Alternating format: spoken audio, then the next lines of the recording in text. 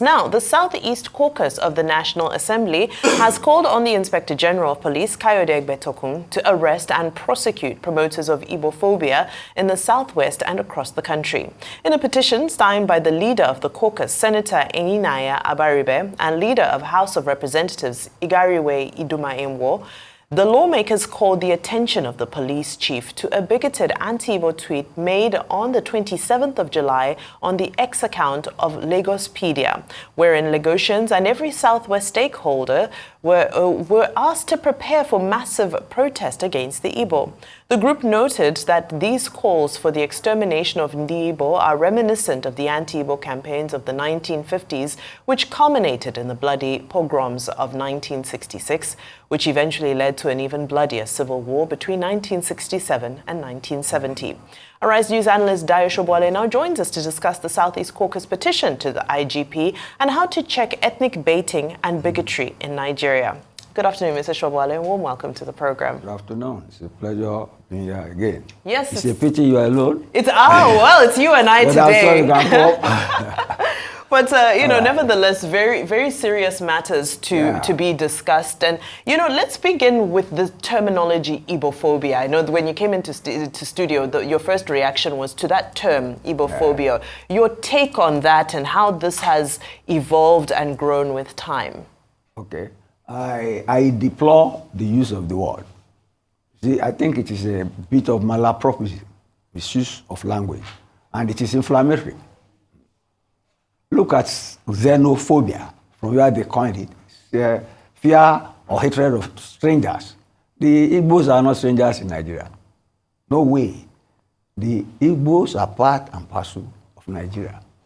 You see, the legislators are alarmist, but see, the alarm is to nip in the bud the escalation of the effect of the usage of Igbophobia. Because if you look at what is happening in the world, information technology, social media is running politics literally all over the world and is causing confusion. The Igbos are part and parcel of Nigeria. I will be reiterating that. And see the bad memory this issue has brought up, the Civil War. Everybody wants to put the Civil War behind us. That is why when we talk of IPOB, people are saying that they are trying to turn back the hand of the clock. The Igbos are part and parcel of Nigeria. See, but Nigerians have the proclivity for importing what's from the Western world. Once they use it there, they want to use it here. Islamophobia is rampant now, both in the US and the UK. Even the riots going on now, they thought a Muslim was involved and they started rioting. But even then, the Prime Minister has cautioned them and has given the police extra powers. Because he called them thugs, the protesters. Said these thugs are mobile, the police too should be mobile. And he cautioned the internet companies, get me, that they are the people funding this sort of violence and that they will make laws that will catch them on their premises. We should adopt that attitude. We know the consequences of the Civil War. We know how the Igbos are even resisting the IPOB. Do you get me? And we know the role the Igbos played even during this riot. The East kept out of it. How can we now come and take seriously some people sending texts? They send the text was sent by a Yoruba man, and you see there are so many fictitious texts.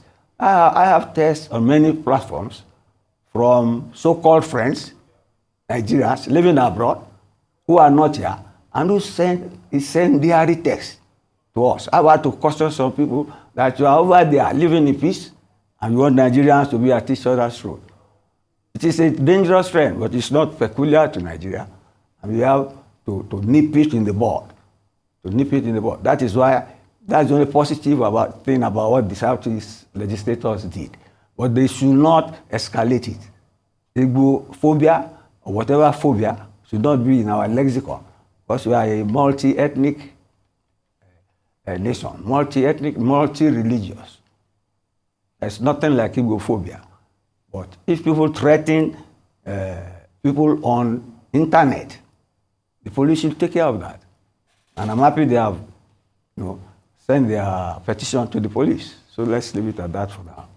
Now, there are recurring examples of this segregation and discrimination towards Igbo people. I believe a couple of years ago, if not last year, former President Obasanjo even alluded to the fact that, he's surprised that this segregation and hatred towards a certain ethnicity in Nigeria seems to be gaining momentum. We saw what happened during the 2023 elections and the rhetoric that went out there. Even in the previous election, we saw the rhetoric about throwing Igbo people into the lagoon. And so to say that it doesn't happen, is that an accurate position for us to take, to say that there's no segregation or discrimination happening towards Igbo people? The situation totally. So what is the situation? Language now. So what's the situation? Segregation, throwing the Igbos to the sea. Is that not what the Arabs are talking about Israel?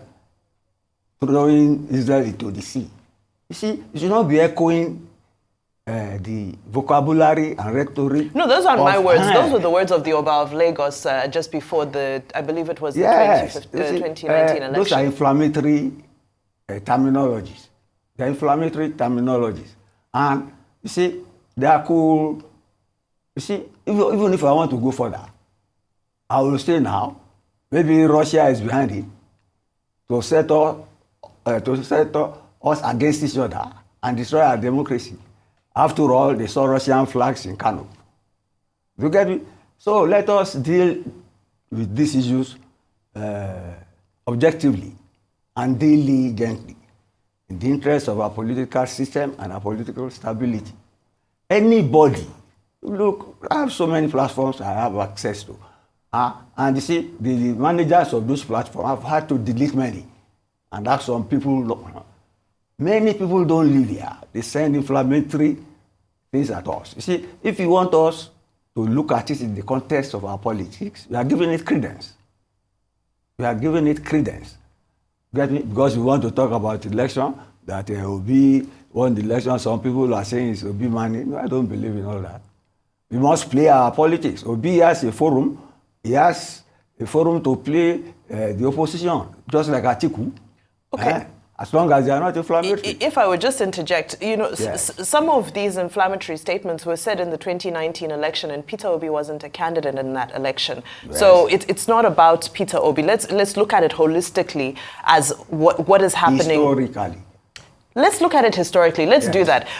Following the Civil War, I know in 2023, Kingsley Moghalu made a call, and he said that one of the mistakes that we've made is that we haven't established a Truth and Reconciliation Committee following the Civil War. What's your take on that? Our own Civil War, our own trauma, happened before the Truth and Reconciliation Committee.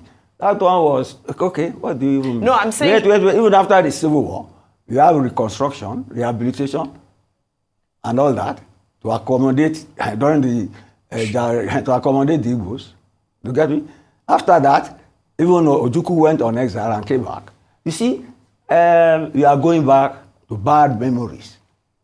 And I don't want us to indulge in that. How do we Let heal us those nip wounds? in the word, this, what we are witnessing now, is a product of a new technology, which was not around during the Civil War or when the internet or platform communication come into it, not up to 5-10 years. So let us deal with it in the context of how it affects us now. You get me? And not use polemical language borrowed from areas of perpetual conflict, like the Middle East and maybe even the UK now, which is suffering from the nemesis of its own colonialism. So should we go the way of Rwanda and ban all conversation about ethnicity and not refer to ethnicity in Nigeria? Is that a possible solution? Well, it will not be impossible now that you have said it, but thank God our experience, even with the Civil War, was not as bad as that of Uganda. I mean, that of Rwanda. And then, in case you do not know, it is the repression there that is guaranteeing peace there. Because the Hutus are in majority, the Tutsis are ruling. Do you get me? They can never let down their guard. Kagame can never let down his guard because he knows there will be genocide again. Our situation, we are, I will say, a multi-ethnic. You see, you have only two tribes there. The Hutus in majority and the Tutsi power. We can't have that here. We have about 250 ethnic groups, so many languages. So, you see, we are a vast nation. And we must respect that diversity and ethnicity and not allow technology, you get me, to put tinder box on our roof and destabilize our society. That's my take. I say I condemn the usage of Igbophobia because Nigeria is multi-ethnic. There is rivalry, there is competition. I have Igbo friends, I have a school, in work, and all that. We compete for things. And when politics comes, you know, the vocabulary may get a bit harsher, but at the end of the day, you know there's a motto called unity in diversity. We live by that. Okay, I know we have to round up now, but I'm just curious. If we're not calling it Igbophobia, what should we call it? Just, okay, a mischief on the Igbo ethnicity. Some, and let's see, and anyway, don't prejudge issues. There are petitions on the IG. Let the IG tell us his findings. Like the military chiefs did on the protest yesterday. They debunked a lot of things. So don't let us panic beyond measure. You get me? Escalate what should not be escalated, or give credence to mischief makers to divide us. All right, Mr. Dayo Sobowale, thank you so much. I'm glad also the president did address and denounce bigotry in his ethnic bigotry in his speech as well. So we continue to work towards a united Nigeria. Thank you so much for your contribution today, Mr. Sobowale.